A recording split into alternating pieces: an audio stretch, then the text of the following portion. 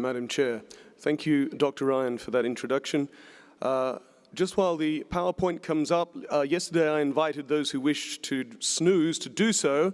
This afternoon I invite those of you who wish to take a postprandial doze not to, but to listen, and to wake up if you have dozed off, because these are vital data not only for divisions, but for unions, conferences and missions, and it's vital data for pastors and lay people as well. And that's why we're sharing them with you, as well as to contribute to the strategic planning process.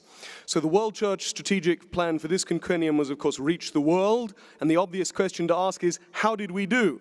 And one of the chief measures we had for assessing that was the Global Church Member Survey, and I'm reporting on that. We did have some other research projects carried out thus far this quinquennium, which were contributed, but we essentially are basing it on the Global Church Member Survey. Madam Chair, for this we had research teams based all around the world. We had teams conducting the surveys in the divisions, and they produced division reports, and they are working to produce union reports, which will be made available to you who are union presidents.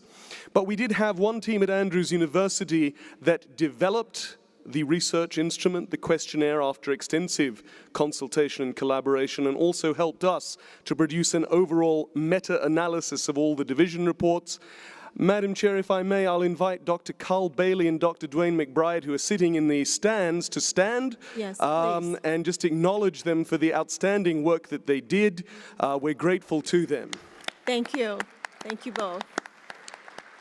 And I'm pleased that we can have them here, and I also, if Dr. Luxton is currently here, to thank Andrews University for its outstanding contribution to this research. So among the places where we had research teams were Monte Morelos, and you can see the almost man-high piles of boxes of questionnaires that came in. This is literally a mountain of data. And if we go to the office of the research team at the University of East Africa, Baraton, you can see that they are overwhelmed with the questionnaires that came in, because they were surveying all three African divisions rather than just one. So there was a mountain of data. And because there's lots to go through, today I can only share the key findings. The division officers have each received a report of the data for their respective divisions. And we hope that you will go through that, examine it for yourselves, pull things out. But today I will share key findings from the global patterns. Now, one thing to note is that in 2013 we did a survey which covered 9 divisions, and the N, which is the technical term we use for the total number of respondents to the survey, was 26,343. This meant that the margin of error was plus or minus 3%. Madam Chair, this time the survey covered all 13 divisions, and the N was 63,756. So almost 64,000 church members responded to this questionnaire, and that means that the data are very powerful. Statistically, it means that the margin of error is down to plus or minus 1%. Now, it's true that every question had people who didn't answer it. And because the total N was so large, it means that every question had thousands of no answers. But because the sample was so large, every question had well over 50,000 respondents. And so that gives us that plus or minus 1% margin of error. So with everything you hear, the margin of error, well, actually, it's plus or minus 0.7% to be precise. So the data we have this time are very powerful, and also every division had more than 1,000 respondents, which is the sort of benchmark for giving us good confidence in the data. So we are very confident in what we're sharing. First, I'm going to cover some vital spiritual life practices, and then I'll move to data on some Adventist doctrines. So one of the key parts of this current strategic plan, the reach up to God aspect, was to improve Bible reading, personal devotions, and the Sabbath school lesson. Now, with most of the charts I will show you, at the top you will see bar graphs, which gives you global data, and then underneath you will see the division breakdown. There's a lot of data to cover, and the slides only can convey so much. So generally, Madam Chair, I will miss the division data unless there's something I want to draw to your attention. But this presentation will be made available on the Archives website later today, and so you can study these findings for yourself, and of course you will be receiving the data for your own territories. So on Bible reading, we can see that the percentage of church members who read the Bible daily or more than once a day is 48%. Several times a week is 28%. If we put those together, then it's more than 3/4, 76%.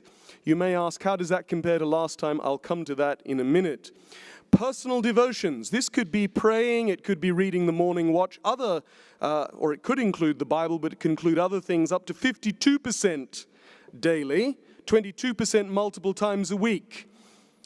Then we come to the Sabbath school lesson, and you can see there's a big difference.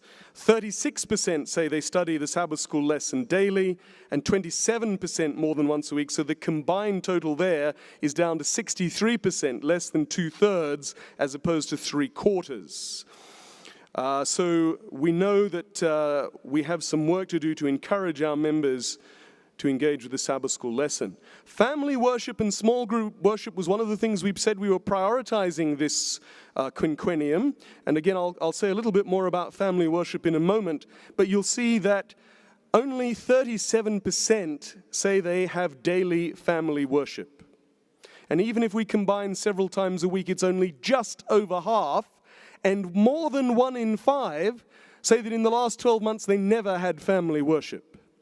And if we add in those who do it less frequently than once a month, we have more than 1/3 who effectively almost never have family worship, and yet we know that family worship is the foundation of positive spirituality. Small group worship is also interesting, and we know that small groups are a powerhouse and a foundation for evangelism, but also for nurture and retention. You can see that 10% say they took part in a small group more than once a week. A quarter, 25% say every week, and 16% almost every week. So that gives us just half. But then the rest are all very infrequently. And actually, it's interesting from a statistical point of view. You sometimes get this. This one is actually almost a 7-way split. So that tells you that there is no strong conviction either way with small group worship. Another area perhaps we could do better. So moving on. Personal prayer, you can see, is 65% daily. And the question was, how frequently do you pray other than asking a blessing on your meal? So this is other than grace. This is more substantive prayer. Almost 2/3 say they pray daily, 17% multiple times a week. It's over 80%. Thinking about Jesus' life, this was actually a KPI in the current strategic plan. Biblical meditation of the type that Ellen White several times enjoins us to carry out. And you can see that actually more than half say they think about the life of Jesus, biblical meditation daily, and almost 3/4 several times a week. Madam Chair, commitment to Christ is the next graph that you will see.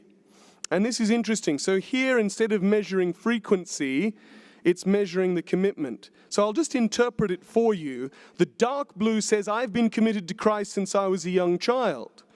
The light blue says, my commitment to Christ came suddenly and I was changed. The teal, the light green, says, my commitment to Christ has developed gradually.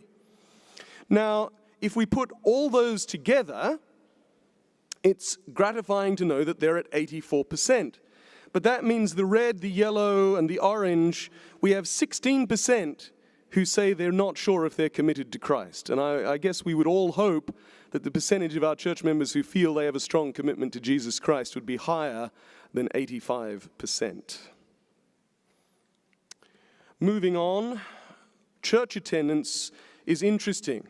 Now, just because this is a little different, the dark blue here means that you attend church more than once a week. This time the next lighter blue is every week. So if you're attending church more than once a week, you're attending a small group, you're attending a prayer meeting, and you can see that that's down to 29%. The custom of attending prayer meetings, small groups, seems to be fading away globally. But attending church every week is 42%. So if we combine the two, we are at 70. And if we add in almost every week, then we are virtually at 90%. So Seventh-day Adventists, on the whole, do attend church very regularly. Sabbath school attendance, however, you can see is roughly the same totals in all, but those who would participate in a Sabbath school discussion outside Sabbath is somewhat lower. But still, Seventh-day Adventists do take part in church, which I expect we all are encouraged by.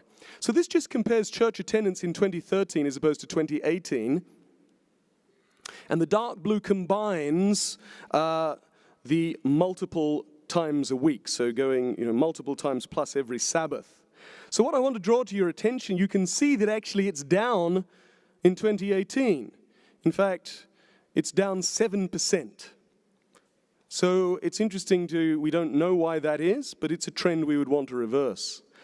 So this slide compares 6 key areas, what we might call 6 key spiritual disciplines: Bible reading, personal devotion, studying the Sabbath school lesson, engaging in personal prayer, reading the writings of Ellen White, and family worship. Now, the way it's structured, the ones that are better, as we would see it, are at the top, and the ones that are not so good are lower down. So you can see, the dark blue is saying I do this daily, the light blue is more than once a week. And you can see for Bible reading and personal devotions and Sabbath school lesson, it's all fairly positive, though the Sabbath school lesson, as I touched on earlier, is lower. Then it goes up to very high for personal prayer, but look at reading the writings of Ellen White and family worship. And I know you can't see the details from where you're standing, but you can see the trend by the colors. So 21% of people say they never read the writings of Ellen White in the last 12 months, and almost half say that they've done it almost never during the last year. Now, Madam Chair, as you know, this was one of our priorities for this quinquennium, we said, was to increase the incidence of reading the writings of Ellen White. We still have some distance to go. Now, the results show that most church members affirm the prophetic ministry of Ellen White. So we've seen that it seems that the reason they don't read her is because of lack of availability. So this is a challenge for the divisions. This is something you can solve. If we want to change that, it's in your hands. But family worship, again, you see is low.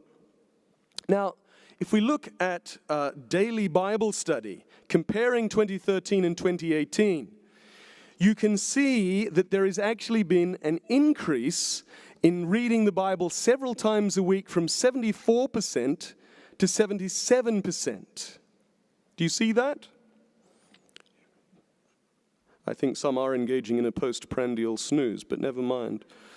How is the trend on this?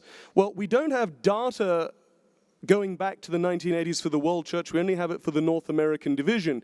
But you can see here a trend that runs from the 1980s through to 2018. The North American division identified in the late 80s that Bible reading was declining. It put in place a vigorous program for promoting Bible study, and you can see it went up. By 2002, we're starting to have global data, and you can see that the trend was actually down. But in 2013, it went up, and we were eager to know, was this a trend or a blip? And actually, it's gone up again. So we praise God for that. I would attribute this, I guess, partly to revival and reformation that's been operating since 2010. But there is something I'd draw, so the trend is positive. But I'd draw something to your attention, which is, though we've reversed a really alarming trend, because, are we even really content that 3/4 of Adventists study the Bible frequently? Wouldn't we rather it was 95%? But still, at least the trend is going in the right direction. But if we do want it to head to 95%, we need to be aware, in effect, what we did was to get members who are already frequent Bible readers to increase their frequency to daily. Do you follow me? Actually, we are having little or no impact on infrequent Bible readers. We shifted people from the column that says several times a week to daily. So if we want to, if that continues to be the case, eventually it's going to plateau. We have to find ways to get people who are not reading the Bible to start reading it. Not just to get people who are already Bible readers to say, well, you know, I probably should do it every day. Family worship is an area, again, that we wanted to focus on this quinquennium, but actually multiple times per week is down. If you see, the 2013 is on the left, 2018 is on the right, and multiple times a week is down from 58% to 54%. Madam Chair, as I said, family worship is foundational. Reversing this trend should be a priority. And I would appeal to you all, in your capacities, whether you are pastors or division presidents, can we not do something to reverse this trend? Let's go on to some data on some key doctrines. This one I show you partly to give us a kind of a benchmark. The question states, the true Sabbath is the seventh day, Saturday. Dark blue is strongly agree, light blue is agree, gray is I'm not sure, orange is disagree, and red is strongly disagree, and that will be true for the next few slides. Well, you can see that overwhelmingly Seventh-day Adventists believe the true Sabbath is the seventh day. One would hope so. But I just draw this to your attention because in some of the data, what's interesting is to see the contrast between this kind of response and responses that are positive but not nearly as high. And where we see that, we may be seeing the beginnings of an unfortunate trend. So just bear in mind that overwhelmingly, more than 3/4 of Adventists strongly agree that the Sabbath is the seventh day, and if we include the agree, we're up to basically 98%, which is almost within the margin of error. But in 2013, we saw that there was uncertainty about the doctrine of the state of the dead. We got a variety of responses there, and we actually found that in 5 divisions, and you can just hopefully see the divisions there, and I've inserted a 10% line. In 5 divisions, we actually had 10% strong disagreement with the thesis statement we gave about the state of the dead. We received some criticism of that. We received suggestions that the question had not been well phrased and that the data couldn't be this bad. So this quinquennium, we asked 3 questions rather than 1. So the first one, the question states, when people die, their bodily remains decay and they have no consciousness or activity until they are resurrected. Well, you can see 70% say they strongly agree, 20% say they agree. But the second question we asked them was this: the soul is a separate spiritual part of a person and lives on after death. Now the response should be roughly the same except reversed. But I've circled, you can see that actually 1 in 3 agree with this statement. 1 in 3 agree or strongly agree that the soul is a separate spiritual part of a person and lives on after death. And if we look at the third question, it says, the dead have powers to communicate with and to influence the living. Now there it's very high, 71% strongly disagree. But you're still getting 13%, 1 in 7 who agree and strongly agree. So what this reveals, I think, Madam Chair, is a lack of understanding. It confirms what we suspected from 2013. And just to add to that, you can see we also asked a question about witch doctors. Christians may go to witch doctors or spiritual healers for protection or healing. Now, 70% strongly disagree, but you've still got the 13% who agree or strongly agree. And on the state of the dead, the interesting thing is that question that people responded very positively to, it's expressed in the terms of an Adventist belief. People know when they hear that to say, yes. But when we phrase the question a different way, then we get the insight into what they're thinking. So this confirms that this is an area we need to do better in teaching our people our true doctrinal belief on the state of the dead. Last time we also encountered apparent skepticism about the imminence of the second advent. some very mixed responses, and we got very strong pushback saying the question was badly phrased. So again, we asked 3 questions this time. One, because by asking more questions, you get that insight. The first question says, the church's interpretation, I accept the church's interpretation of end-time prophecies. Interestingly, here you see 2/3 say they strongly agree. But remember, with the seventh-day Sabbath, it was over 80%. So it's as I suggested to you, sometimes it's the difference that you see in the strongly agree.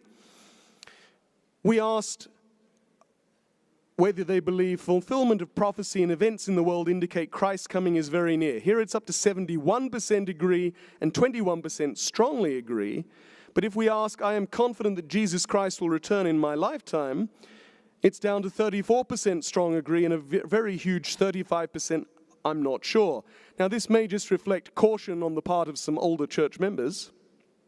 And it's notable that the older divisions had higher responses. But I'm sure, Madam Chair, that if we had asked Adventists this 30, 40 years ago, we would have had a much higher response to saying, I believe Christ will come in my lifetime. So here, it's probably not as bad as it looked from the one question we asked in 2013 that could have been phrased better. But again, it shows some uncertainty. Also uncertainty about a recent and literal creation week is described in Genesis 1:2. You see here the data from 2013. And what we found, looking at the divisions, the line there shows you the 20%, and you can see that strong disagreement was considerable. So we asked the same questions this time. I believe God created the universe. 80% strong agree, and 95% agree and strongly agree. The second question is, I believe God created the world in 6 days of 24 hours each in the relatively recent past. Now, it's still an 86% if you combine the agree and the strongly agree. But note the difference. Strongly agree is down from 80% to 65%. So that is telling us something significant. And I've inserted the line there, shows the divisions at the 15% mark, and you can see that there are actually 3 divisions that are nudging over that. That's at the bottom right. Uncertainty too about the sanctuary doctrine and the investigative judgment. You see the results from last time. And the division breakdown, which actually, again, you can see it's almost 50% for some. This time we asked the same questions, or actually more questions again to get more data. The sanctuary doctrine is vital to Adventist theology. 87% agree and strong agree. The bottom one is Christ is acting as our advocate before God in the heavenly sanctuary right now. 81% strong agree, 90% if you add the agree. But the investigative pre-Advent judgment began in 1844. It's down to 64% strong agree. So again, we're seeing an issue here. And I know that even for some members attending here, they will not see this as being terribly important. But Madam Chair, I said this when I reported 5 years ago. The sanctuary doctrine, the investigative judgment, was literally central to Adventist theology. And I don't believe we should just let it slip away. Belief on the Trinity, here is a welcome result. 84% strongly agree with the statement, there is one God, Father, Son, and Holy Spirit, a unity of 3 eternal equal persons. So even though we hear some strident voices on the internet and social media, doubting the Trinity, actually belief in the Trinity is very solid in the Seventh-day Adventist Church, and so that's a positive result. On the health message, you can see strong support for it, but also note the 2 bottom bar graphs. The first one is alcohol use in the last 12 months. Only 9% say they used alcohol in the last 12 months. Now, I guess some of us might say 9% is 9% too high, but if you talk to specialists in the area of addiction prevention, they find this astonishing. There is no group in the world that would have this kind of result of a 91% not drinking in the last 12 months. And if we look at tobacco use, it's up to 97%. So Adventists do not use tobacco. And that's true right around the world.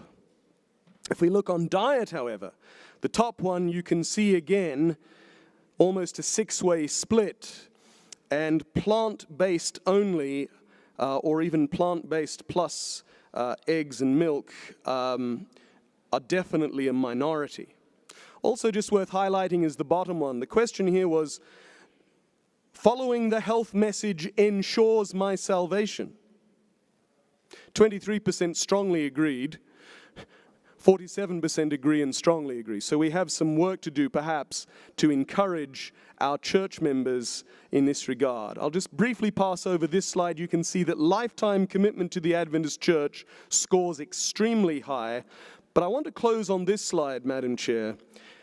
Helped with ministry during the week, met community needs, helped others with their religion. Again, with the first two, you can see almost a 7-way split. Only 10% say that they helped with ministry more than once a week. And even if we combine the more than once a week, every week, and almost every week, we're still at 40%. So well under half. And if we look at met community needs, it's even lower. If we combine all three of those, we're under a third. So this too is an area in which we can do better to promote our church members to be actively involved in the prophetic mission of the Seventh-day Adventist Church. So, Madam Chair, that outlines some important trends, perhaps the beginning of some important trends, things where world church leaders and indeed laymen and pastors can act. Madam Chair, I move that we receive this report. Thank you.